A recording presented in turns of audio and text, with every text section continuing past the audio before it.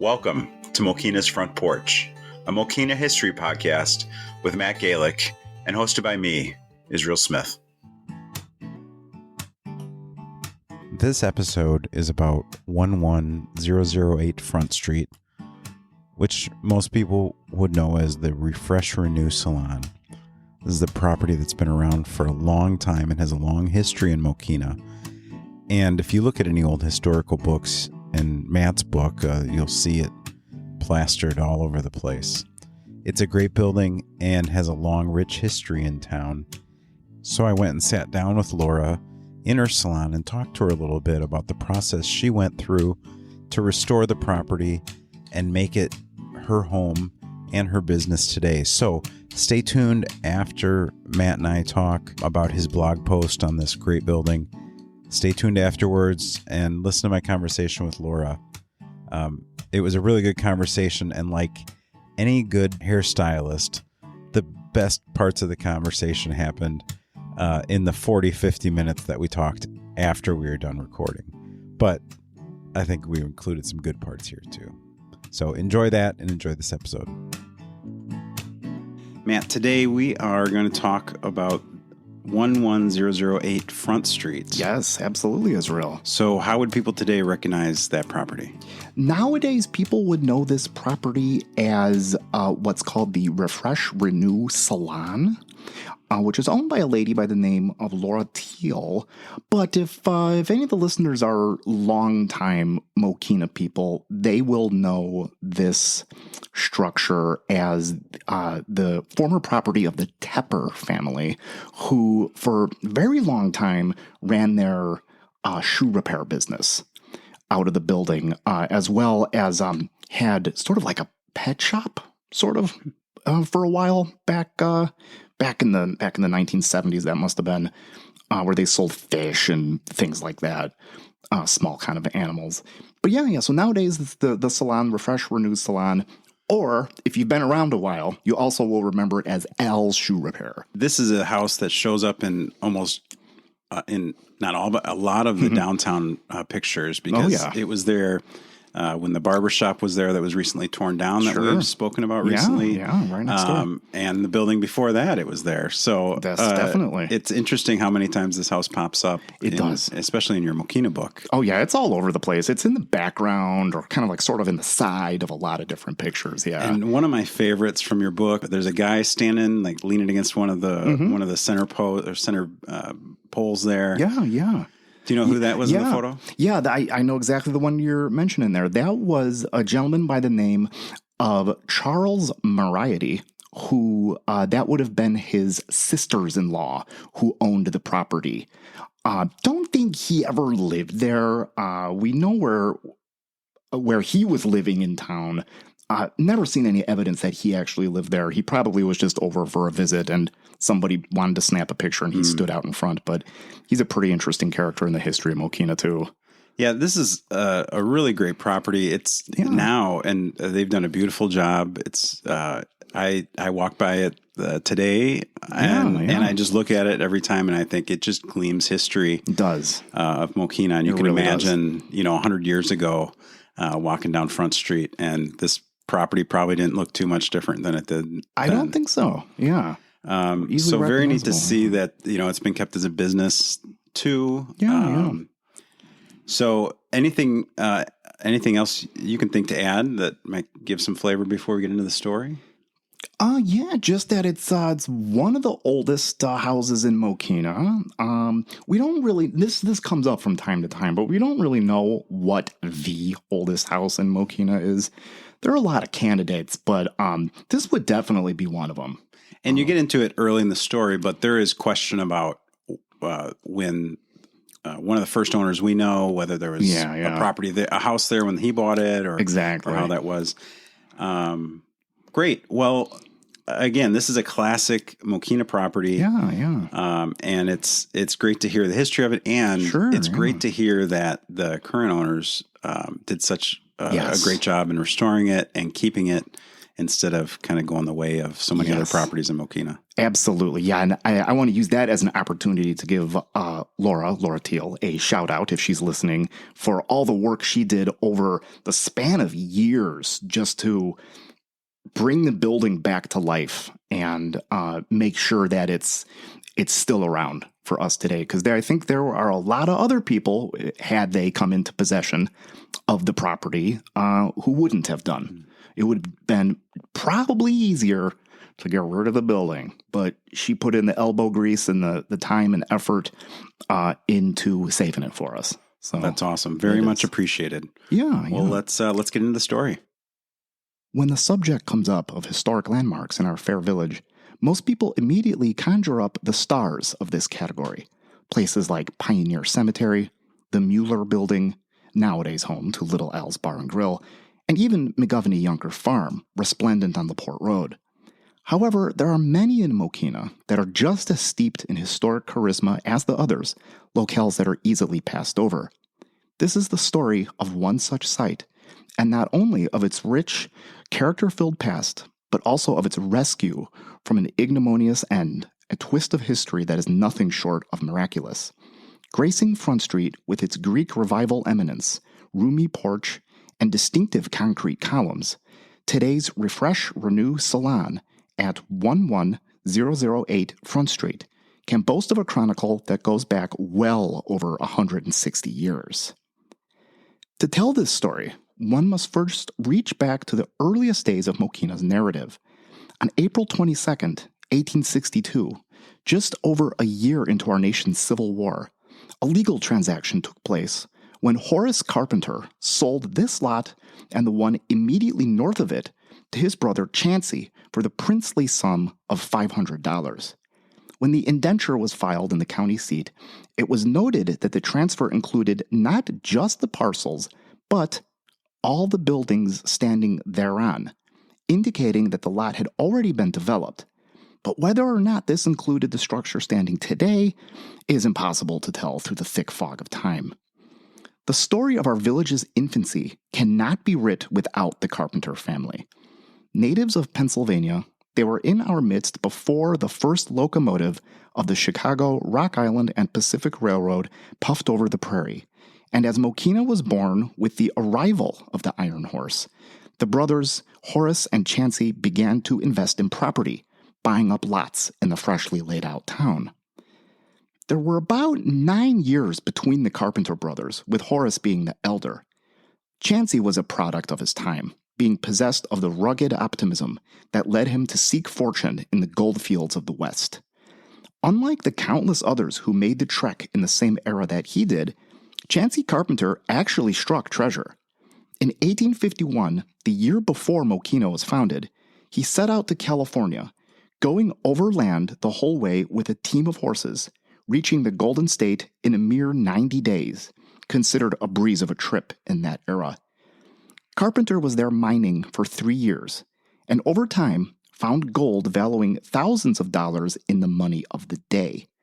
So proud was he of his finds that he later had one nugget that was estimated to be worth about $11, or close to $350 nowadays, mounted and worn as a scarf pin when he got back to civilization. He came home to Mokena with what one would remember as a very comfortable fortune. Fortune led Chancey Carpenter to try his hand at farming in Iowa in 1872, ultimately becoming the founder of a town there called Sumner. Before he left, his Front Street house was sold to Dr. Andreas Grader and his wife Elizabetha in September 1867 for the magnificent sum of $1,000.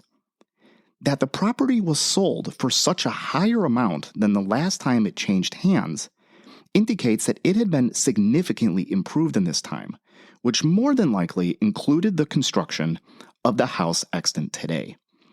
Himself an interesting figure in our community's history, Dr. Grader was born in early 1807 across the Atlantic in far-off Canton-Bern, Switzerland. In 1852, he and his family came to the American shore and settled first in Cook County, and by a time 6 years later was residing in Mokena, when he contributed $10 to the Parish of Faithful Worshippers that would later become the German United Evangelical St. John's Church. Dr. Andreas Grader tended to Mokena's sick with healing hands in the earliest days of our community, and his life was not free of hardship, being indicative of the rough, unforgiving way of life that our forefathers led. The doctor lost his first wife as a new arrival to our country in 1854, and during the calamitous Civil War sacrificed his only son, Peter, upon Columbia's altar to the dreaded malady of dysentery at Vicksburg, Mississippi, shortly after the fall of that city to Northern forces. Dr. Grader himself was not long for the Front Street house, for he himself passed away to some long-forgotten ailment in September 1869, 2 years after he and his wife acquired the property. Decades later, his funeral would still be talked about for a particularly bizarre incident. While mourners held vigil over his bier at the Mokena residence, a woman was noticed in the room, clad completely in black, paying her respects. Whispers circulated amongst those in attendance, and no one there could quite pin down who she was. She eventually passed into an adjoining chamber, and someone went after her. However, she was nowhere to be found, and had disappeared as suddenly as she had appeared. To those who were there, the only explanation at hand was that she must have been a ghost. After the passing of Dr. Grader, the ownership of the property passed to one of his stepchildren, whose family, the Schiffmans, became long-standing owners of the place. At this date, a century and a half after their time, it's not exactly clear what was happening in those years, if the Schiffmans actually lived there or if they rented it out for the next 2 decades. What is clear is that Nicholas and Maria Marty, prominent members of Mokena's Swiss diaspora, purchased the house from Nicholas Schiffman and his siblings in the spring of 1891. Retired farmers and perennial Mokena residents, Mr. and Mrs. Marty were founding members of the German United Evangelical St. John's Church, with Nicholas also holding the office of Commissioner of Highways in the 19th century. After the Martys sold the place in January 1901, there were a succession of owners in the early years of the 20th century who didn't stay very long. Slowly getting on in years, the house was remodeled in the fall of 1913, at which point a large new front porch was added, boasting of a concrete floor and distinctive concrete pillars, which still grace Front Street to this day. The following year, one rife with significance for the world at large, held great importance for this property as well. Not only did 1914 witness the start of the dreaded First World War in Europe, but it was also then that the Moriarty family came into the picture, figures which contain great significance in the annals of this fabled house. The Moriartys were old hands in the area, whose estate straddled the border of Frankfort and New Lenox townships, fronting on today's Francis Road. George Moriarty, the second of 4 children in his family, would take as his wife Elizabeth Fulton, or Lizzie as she was known, on her 20th birthday, March 12, 1883. Lizzie was an industrious farm girl who lived in New Lenox Township and was known to smilingly say, "Hard work never killed anyone." The couple had 2 boys of their own, Herbert and Walter, born in 1884 and 1888 respectively, both of which would become important figures in their own right in Mokena's story. In early 1911, Patriarch George Moriarty retired from the fields and moved his family to our village. The Moriartys first called the old Sturmer Place home, and while barely settled into town, George passed away in March 1911 at the age of 61. His demise was deeply felt in Mokena, he on one hand being modestly referred to as a good citizen, while another of his contemporaries put it more touchingly, remembering that the unfortunate always found in him a sympathetic friend, quick to offer aid when needed. To him, a man was a man, no matter whether he had $1 or thousands.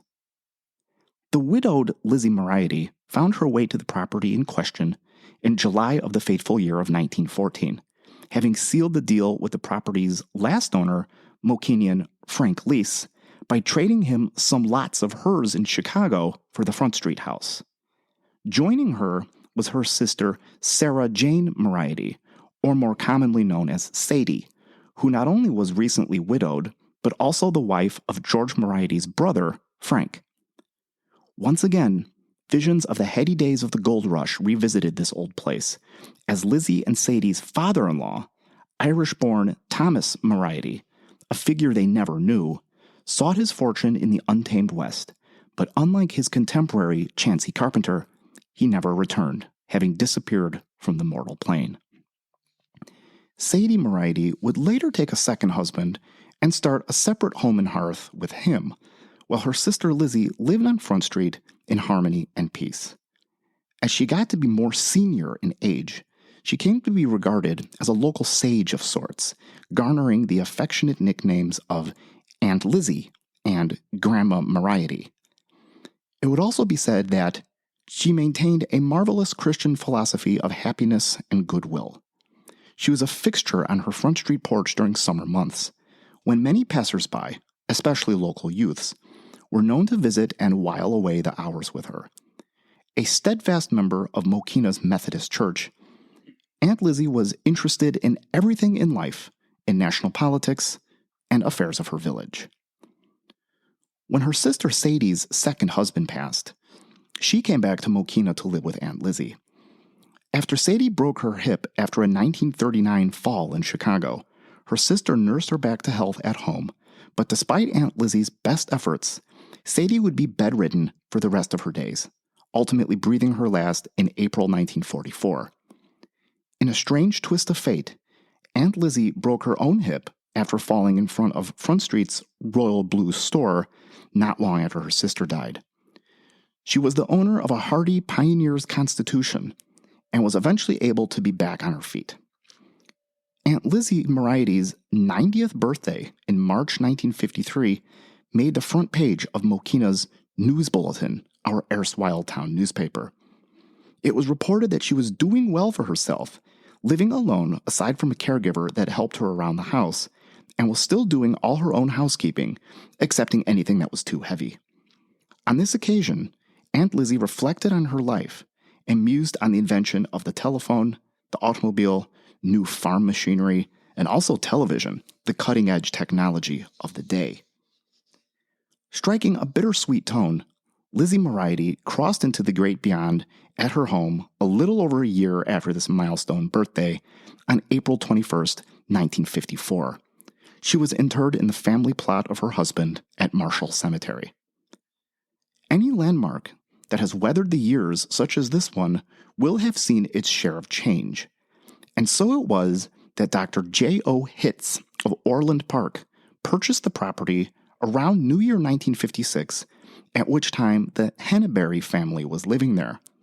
After they got settled elsewhere, Dr. Hitz had the west side of this historic house remodeled into a dentist office and waiting room, taking his first patients in March of that year. The next change occurred on November 1st, 1960, when Elmer and Charlotte Tepper, formerly of Chicago, moved their shoe repair shop here from its old stand directly across Front Street. While they hadn't been here since day one, the Teppers became well-established Mokenians in no time and found success in our town. Aside from fixing shoes, they also sold Minnetonka moccasins, which were stacked wall-to-wall in white boxes, while the unmistakable aroma of leather permeated the air. In the early 1970s, their shop became one of the village's most unique businesses when they kept their day-to-day trade of cobbling, but also branched out into pet sales, handling fish, turtles, and birds, while at one point a monkey named Cindy held court in the shoe repair shop. Ever the entrepreneurs, Elmer and Charlotte Tepper also started a cleaning business where they sent out local garments to a third party. In the same era as the pet shop, the old house's spacious second floor was made into a boarding house of sorts. Any account of the Tepper family of Mokena would be remiss not to reflect upon Carl Tepper, the only son of Elmer and Charlotte. Only 7 years old when his family moved in later years, Carl would be known by local youth for his huge music collection, providing hours of entertainment to his friends by playing Name That Tune, not to mention his pool table, pinball machines, and in-ground pool that the house's backyard posted.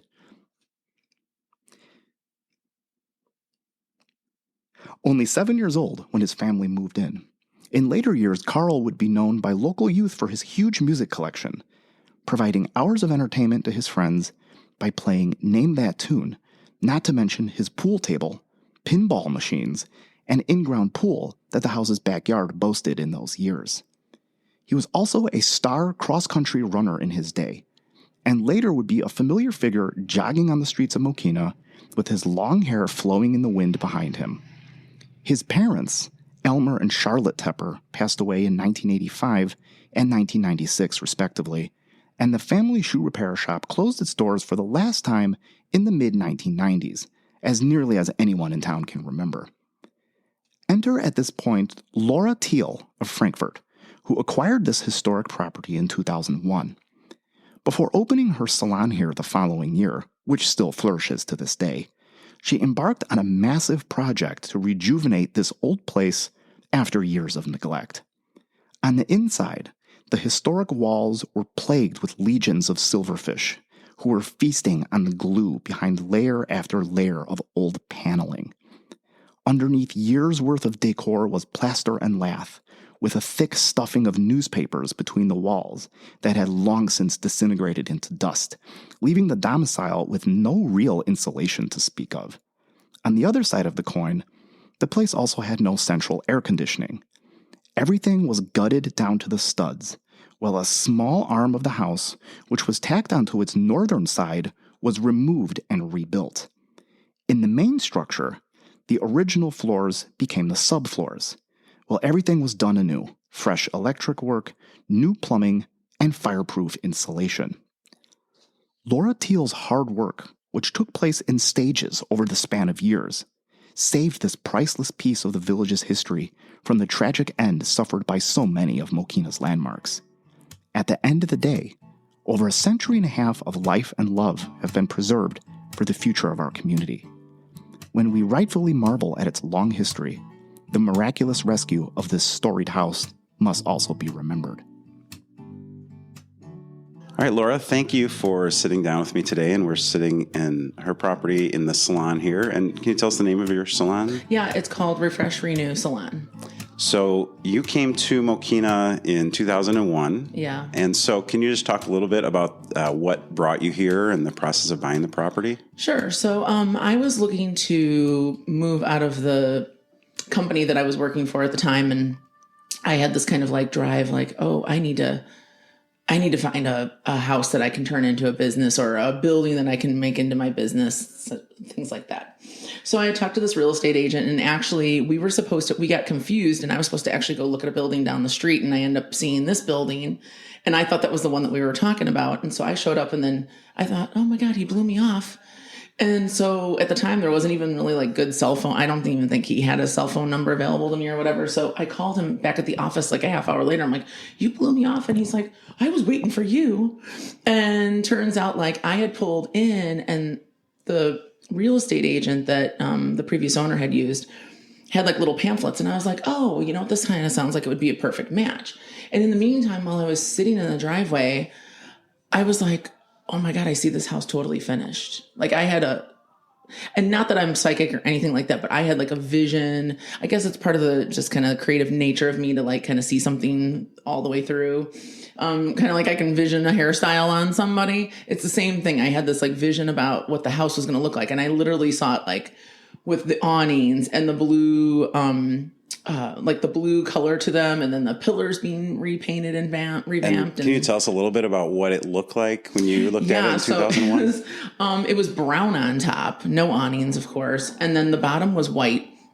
And actually, because of like the materials that they had been using in this building, the upstairs was wood and kind of like not even cedar, just kind of like a rough cut, weird paneling, and then the downstairs was like aluminum like siding. So, and it was just in bad shape. It just kind of, I was like brown and white. I don't even like that combination together. And so anyway, it was just kind of funny that I seen it finished, and I was like, God, it really motivated me to like pursue this property. And it wasn't easy to get at the time. So it took a lot of persistence on my end to have it come to fruition. Let's put it that way. So.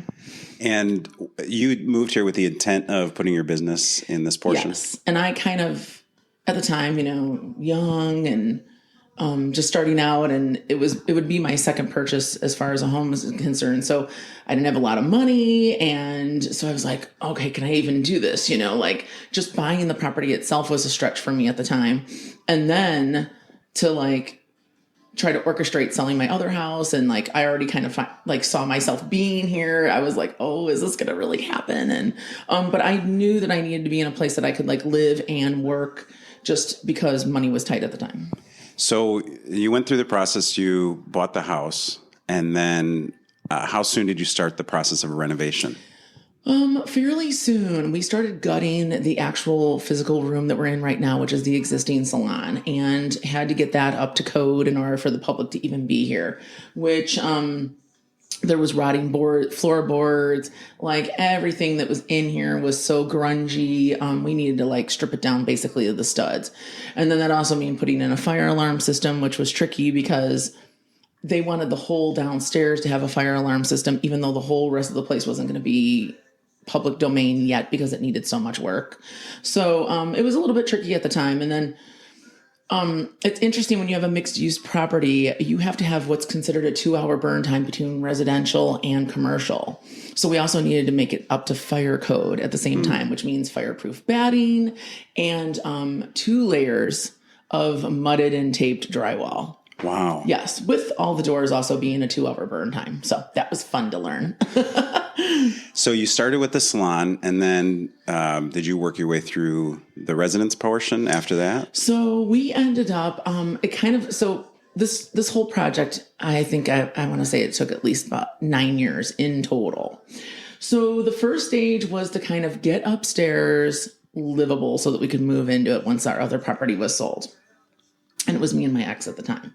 So that meant like stripping the floors, painting the walls, and just leaving kind of the original walls intact since it was like functionable but filthy. So we painted, kind of got that, and kind of made it into like a studio since there really wasn't a lot of room upstairs.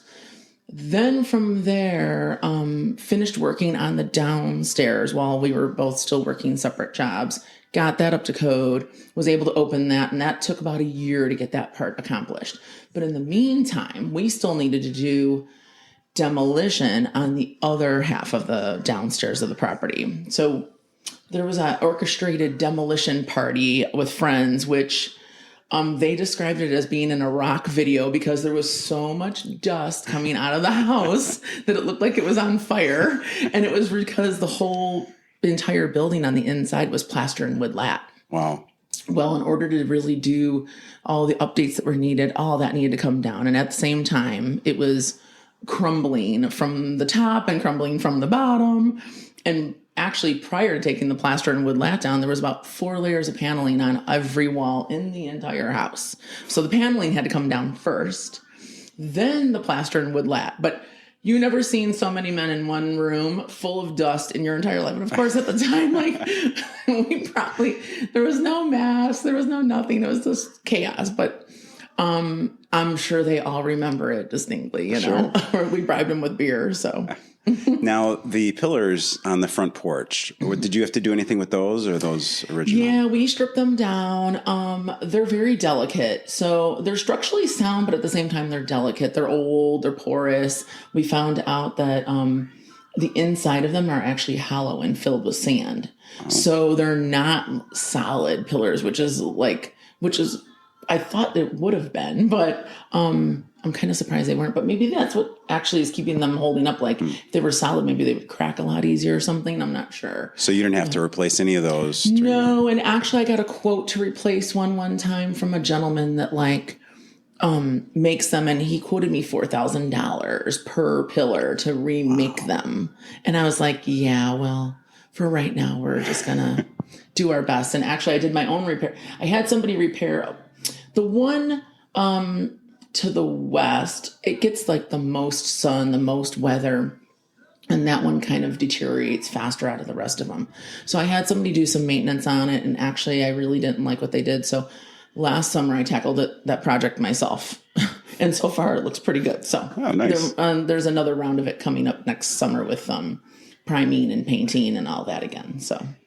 And one of the things I thought was interesting too that Matt mentioned is when you bought it, there was an in-ground pool in the backyard. Oh, yes. Can you tell us about that? So there was an in-ground pool back there, but it wasn't functioning. It was actually completely caving in, which is why it doesn't exist there anymore, because it would actually, like, at the time have costed even more money to preserve that, because you'd have to like rip it all out, then put it back in again. So maybe I'd still have to pay for excavating back then, but at the exact same time, we used every resource in order to get this place done.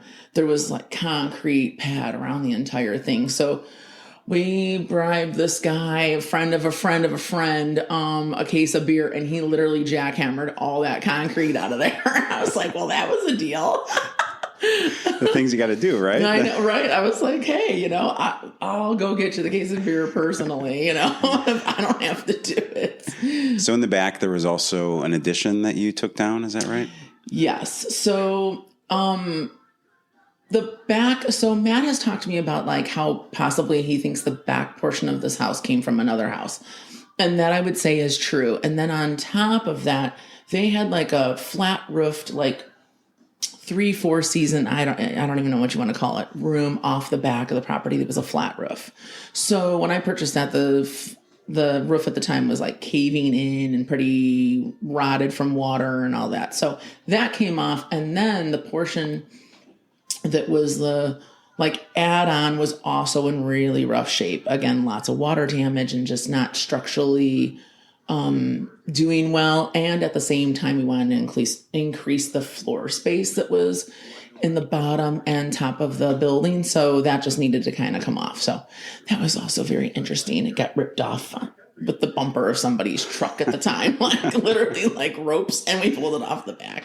So wow. And so it was already paved around. Was there grass? No. So there was in the back porch. So the driveway at the time when I bought it was really only one lane. There actually, in between me and Tony Dina's barbershop, there was actually a patch of like grass with trees and things like that. But that all got ripped out because it really created a very unsafe blind spot coming out of the driveway. There's tons of walking traffic here. And so I was like, that's got to go. Plus just having the driveway being wider at some point would have been so much just more usable. So actually when I bought it, there was grass out front and like a really rotten picket fence. And then around the back was mostly concrete, swimming pool. And then there was a really old garage that was in pretty dilapidated condition that I believe the permit was pulled sometime in the 1960s. So that is now demolished. When did I do this?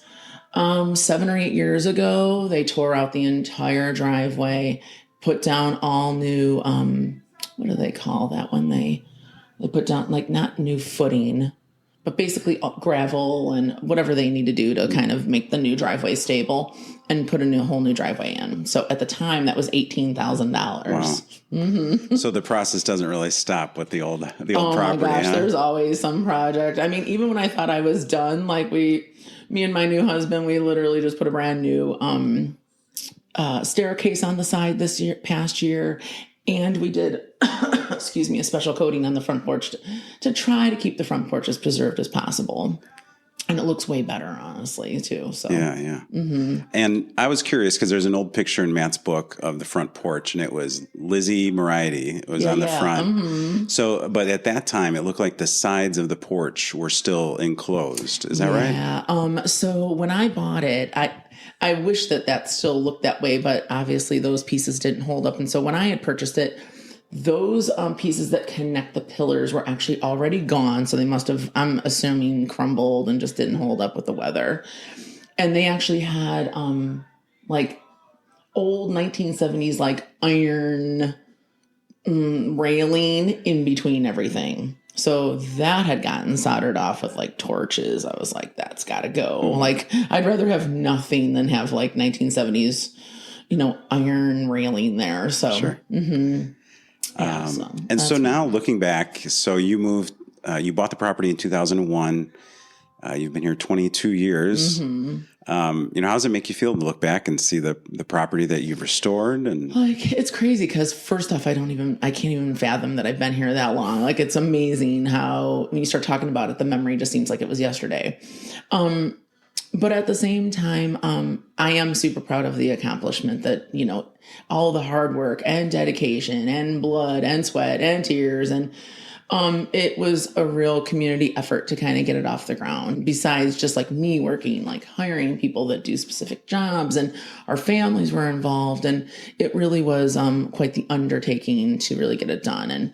And even when we got, even when the downstairs got finished, we still needed to do more work upstairs. So that's why it took so long. Actually, when I first moved in, I lived with no kitchen for 5 years in this house. Wow. No kitchen. So the only kitchen, in order to like make something was a microwave. There's a gas grill that was out back that we basically cooked off of constantly, like we were pioneers. And fitting and for this property, right? I was like, okay, well, just I guess when there's like that strong vision, you kind of make those sacrifices, and you don't even realize how much you're sacrificing at the time. But I look back and I'm thinking, oh, I do not want to live without a kitchen ever again like that. So, what's your favorite part of this house? That's a good question. I never really contemplated that. Probably, I don't know. I have so mixed feelings about all of it. I'm partial to the salon because it helped me carry through my passion for the last 22 years, which was doing hair, and lots of good memories there. And then even upstairs, like it's home, and it's cozy, and it's peaceful, and it's mine, and so the whole thing's so much my vision. It's so hard to say like, oh, I love this one thing.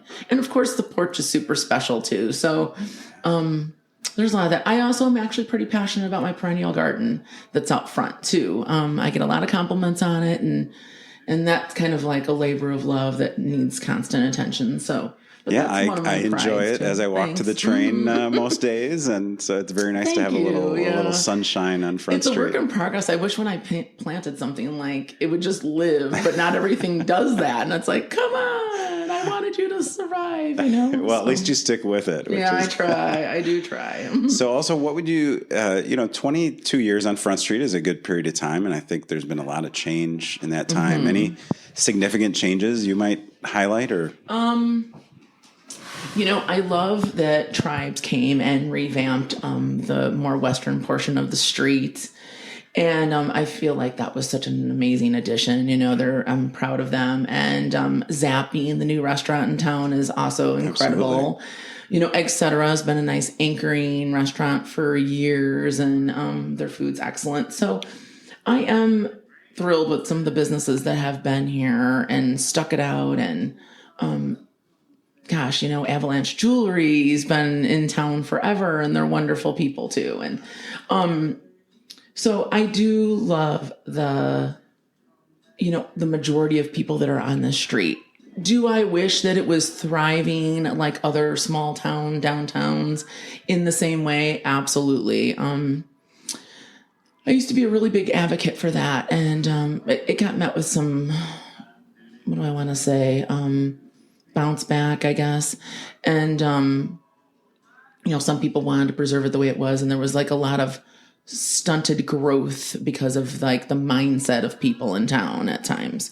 So there's, I have mixed feelings about it. I really wish that it would prosper and people would see more vision within the downtown, and like really like, hey, let's get together and make this whole place like somewhere where everybody wants to come in town, and they want to hang out and want to go see bands, and I want to see people pouring out of the businesses, So that would be like, if I could make it happen, I would love to coordinate something like that. But I have hope for the new upcoming people that want to see things happen in town. So that's good. Next door, your next door neighbor here, the old Dina salon was recently, I wouldn't call it a salon. It was the barber shop. The barber shop, yeah. Was recently torn down. Mm-hmm. And that was, another property that, and not that building had been there forever, but has been a historic site. And any thoughts on, hopefully that's a portion of Front Street that will be renovated and made into an active business. I mean, I definitely would love to see something magnificent go in that property. It's a little bit bittersweet, I love that property and the fact of like the trees were magnificent and they are all gone. And, as kind of disheveled as it was in a lot of ways, there was beautiful perennials throughout that property. And, it was just a nice little shaded little piece of paradise kind of in the downtown, minus the house. The house definitely wasn't. Even talking to Tony's brother at one point, he's like, yeah, there's no kind of like revamping this house. And so that needed to go. And again, I'd love to see new life come in there. So I'm looking forward to somebody having that like drive in them to make it happen. So. Yeah, absolutely. Well, it's interesting to look back through Matt's book, especially with all the old photos. I don't know if you've gotten a chance to look at his. Yeah, I own that book. Yeah. And it's interesting how many times this house shows up in those in those pictures, and it's incredible. It's really neat to see, and it's neat to see that at one time, the front street was everybody came here for their business, for the grocery store, the general store, all these things, and while we're probably past that time, it would be great to have a revitalized front street again. So, who knows? Maybe that's a property that brings some promise to doing something to help improve that situation. Yeah. Back to the house a little bit. Sure. Was there anything that you found during construction that was interesting, or? So, Carl Tepper, the previous owner, he at one point, which I did not know, he had a monkey. That was interesting. I learned that from Matt, but I did know that he had a pet store, because if you go back into the village records, you can see the permit drawn for that. So in the middle of demolition, in this room specifically, I found a lizard skeleton in the walls. Oh my gosh. And I was like, something got into the walls. Oh, yeah. And the remarkable thing that's just incredibly amazing is there was no mice remnants in this home. And I'm just shocked that there wasn't anything. I mean, not even mouse droppings, no dead mice. That to me is astonishing. However, I will tell you, this place was riddled with garter snakes everywhere. I cannot begin to tell you how many we relocated, which is probably not even legal to do. But I was like, I can't live with like dozens and dozens of snakes around here. Wow. But what was happening was Tony was notorious for leaving food out all the time for his dog that he left out at like 24/7. Well, mice would go and eat the dog food, and then they were nesting all in the garage. Well, they, for some reason, never took up in the house, but the property itself had garter snakes everywhere. So I'm assuming that's what kept the population down. So that was kind of interesting. And then, unfortunately, a lot of like the trim and like the staircase that would have been kind of unique, that was dry rotted really severely, and there was no like reconditioning it. My mom actually is an antique restorer, and so I could have, had her come in and be like, hey, let's strip this and clean it up. But it was like kind of splintering, and it just was dry rotted pretty bad. But I do have a little piece of old wallpaper that we were able to kind of salvage. And so I have that like in a little, like a little binder, with some of the stuff around the house. So that was kind of fun to see like what it looked like back maybe the turn of the century, because that was underneath all the plywood, or not plywood, the paneling. Mm-hmm. Okay. Wow. Yeah. Well, very interesting to hear, and thank you so much for what you've done over the last 21 years to 22 years to restore this property and keep it a great property on Front Street. Thanks. It's easy to see how when a property is in that bad of a condition, somebody could have probably easily made the choice to start fresh, do something new, as as we see all up and down Front Street now. Well, it's funny because I had a friend who was like, I can't believe you just didn't tear this down and start all over. I'm like, well, I need a place to work and I need a place to live. So like, I guess I could have lived in my car and tore it down and then waited months to get. I'm like, there's no, plus like, again, like seeing it visualized in my head was the thing that really drove that momentum and that motivation to get it done. I can imagine you'd have to have that picture of what you're working towards in order to take on such a big project. Right. It definitely, I don't know, for some reason back then it was like, it just was that thing that really kept me going, because I was like, okay, I can see it done and it's going to be beautiful and look adorable. And, and I've been very fortunate that like the community itself has been always very positive, and they tell me I do a nice job, and they have always nice complimentary things to say. So that is very heartwarming. Yeah, absolutely. Mm-hmm. Well, again, thank you very much. Thank you for taking the time to talk to me. Do you want to share anything about your business, like how people can get in touch with you? Or? Sure. So I don't have a website, but you can get a hold of me on Google, and you can also call me at 708-478-6991. And if I don't pick up, leave a message, because if I'm with clients, I don't answer the phone. So that everybody that is a client already knows that. They're like, you just have to leave one and I will get back to you. But I'm always open for new clients. I work mostly with professional women, and I tend to run on time because that is important to me. So if anybody's looking for a new hairdresser, I am here in town and hopefully convenient. And, we can always talk about the house. I have lots of other stories that maybe aren't for public knowledge that are entertaining. Yeah, if you want to get your hair done in a beautiful historic property, here Thank it is. you. Yeah. Well, thank you again, Laura. It was very nice talking to you. Oh, great. Thank you for having me. I want to thank Laura again for taking some time out of her day to sit down and talk to me. I want to thank you for listening. And if you're enjoying our show, please be sure to leave us a review on Spotify or Apple Podcasts. And please share us with a friend or a neighbor that you think might enjoy our show as well. Be sure to check out Matt's blog post, and I will leave a link to that in the show notes as well. So thank you for listening, and I look forward to seeing you next time on Mokena's Front Porch.